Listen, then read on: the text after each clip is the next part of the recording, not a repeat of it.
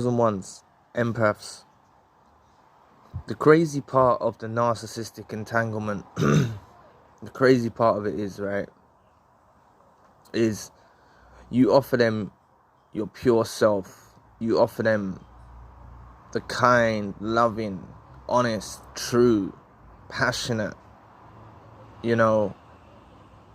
so loving. And it's crazy, but these narcissists resent you for loving them. Because deep in the core of the narcissist, they're unhappy with themselves. They've got low self-esteem issues. They've got low self-worth issues. So when they see someone come along who actually loves them, who actually cares for them, they know they're not valuable. On the exterior, they always talk about in mainstream narcissistic content or books and stuff about they have a nonchalant attitude and, they're cool, calm and collective. And no, it's not the case. It's not the case. They're very unstable individuals. Very unstable. Very, very unstable individuals. And the more love you give for them, the more they'll try to tear you down for it. You see, I know this from first-hand experience, right? Maybe I should touch on my experience a bit more, and it might help you. Yeah, I wasn't going that way with the video, but I think I will. You see, the narcissist that I met in my life, I met psychopaths earlier on in my childhood. I've touched on that in early on videos, where I was lured out by psychopaths that made me work for them and get involved in dodgy dealings and stuff. And a couple of them in my life. But romantically, if I'm talking, the narcissist that lured me out actually entrapped me by them playing that they're suffering.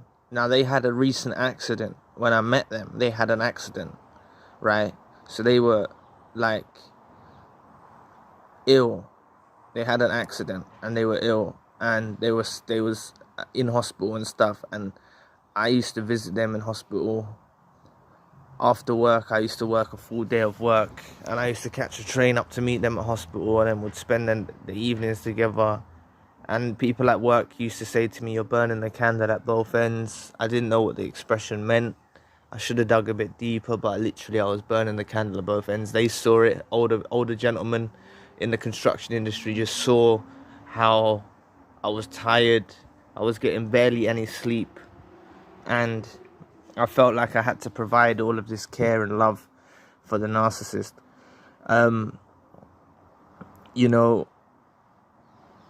I was there with them through all of this trouble they had. They was actually a single parent.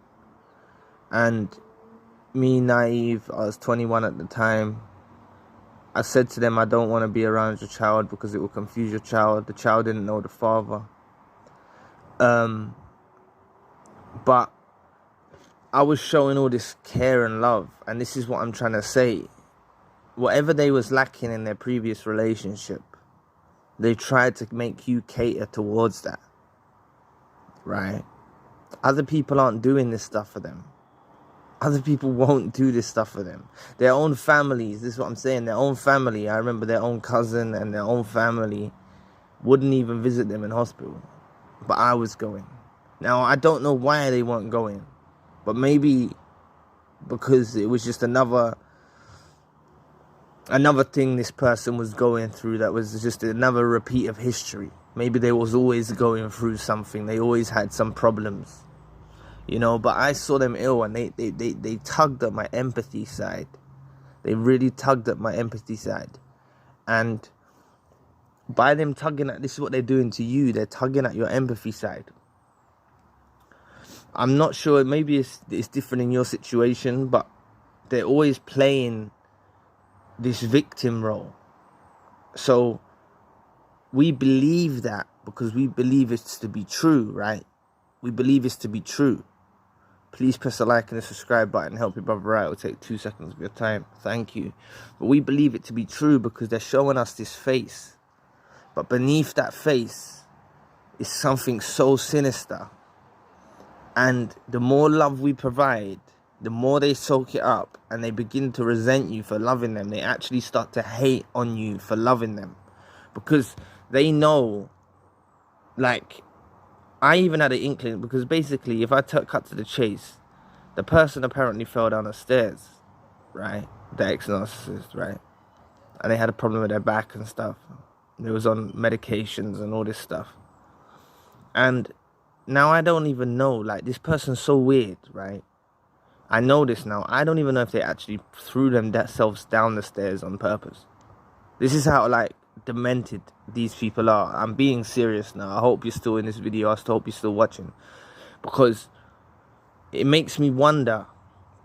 And it's because there was when they were in the hospital, they said they were sexually assaulted by someone as well. And now you probably thinking I was just so naive and dumb, right? No, I'm not dumb. I'm not going to self-deprecate, but I was just providing love and care to someone who I believe was true and honest, and they was mirroring me to the highest degree possible. Everything I was into, they was into. It was like, wow, this is my soulmate. This is my person. But what actually come out to the court case is that person got not guilty. The person, it was a member of staff in the hospital, they actually got not guilty. Now, what I realized what was happening here behind the scenes is they wasn't getting their own way of the treatment care that they wanted from the hospital. So they targeted a tea and coffee man, old man, and said he touched her foot. And she took him to court. He got remanded in jail. This old man, tea and coffee man, old African man, you know, got remanded in jail. He's probably a shell of himself after going through a jail experience.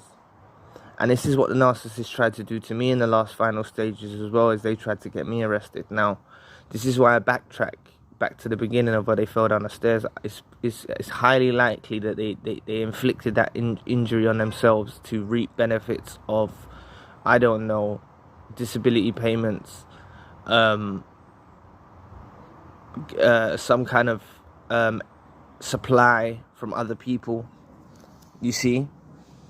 And this is what I'm saying, like, the narcissist goes through all this, and yes, on the surface they're a person that's a victim, they've had a terrible accident, they've got sexually assaulted, they're this, that, the other, but deep down inside them, they know what they are.